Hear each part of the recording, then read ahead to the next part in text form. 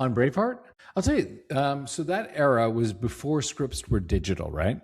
So we were working in visual effects, which means you were trying to figure out which films are going to be financed and go next because that's where the money is, and then get a copy of those scripts and hopefully meet with the director producer and say like, hey, we could do your visual effects, right? We're a vendor, we're a service house like ILM, like Digital Domain, like like go down the list. There are a lot of great ones, right? Rhythm and Hughes at the time. And so someone had slipped us the Braveheart script, and we had gotten a meeting with Bruce Davey, who was Mel's partner, and Steve McAveety and Jim Lemley, like the production team.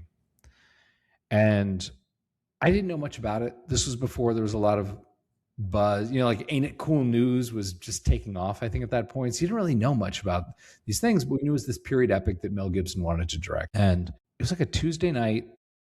And you've gone home so many nights in a row with a bag full of scripts you have to read, and you hate them all. Most of them are awful, right?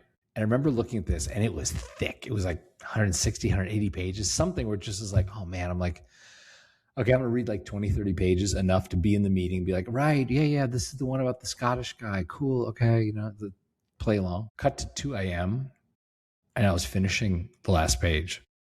I was like, this thing is so ridiculously good. So we all came into the office next morning, and everyone was just like, we have to do whatever we need to do to get this. Like, this is a great movie. This is why you make movies, And keep in mind, we had done before that, like Demolition Man. So I'm just saying we are not, like hoity-toity. Like, you're working for money, okay? So yeah, they came in. And Mel came because he was pretty serious about being a director. We didn't think Mel, the big personality, would come in. Right. He's like, yeah, I'm the director. I'm here. This is not me as a star, and I'm not going to star in it. If you remember, he was not, he was adamant that he was not going to star in Braveheart because he wanted to be developing a career as a director, right? So he had done Man Without a Face, I think at this point, sort of smaller, one to bite off to develop his directing confidence. Okay. Of course, yeah. And then this was one where finally, we'd met with him numerous times. He'd asked us to work on Immortal Beloved as sort of a audition to get Braveheart. We did that.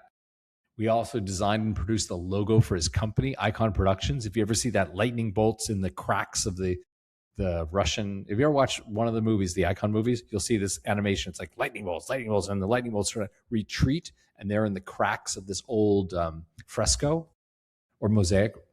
And we got the movie, but it only got greenlit because Sherry Lansing was at Paramount, and she shared the movie with Fox financially, and she would only greenlight it if Mel agreed to star. And he finally had to cave and be like, okay, fine, I'll star in it so I can direct this thing. And, he was great in it. It was like manufactured for him. He's fantastic in it. And I had a bet when it was done and we had screened it. I was like, this is probably the best movie I've worked on, to be blunt. I'd worked on True Lies, worked on Seven, worked on, Carlito's Way, worked on a bunch of movies, and some were good, some were bad. And it had a hard time box office wise. I made a bet with a buddy of mine when I saw the movie. I made a bet that it would make over 75 million domestic box office, right? And my friend who worked in television was like, no, man, period movies, they don't work. Like, no one wants to see them. So it came out, didn't make anywhere near 75. And my buddy was like, okay, I want to collect the bet. I was like, hold on. Let's see what's going to happen, right? And they released it a second time and a third time to get Academy Award attention, right? Of course. Then it got the Academy Award nominations.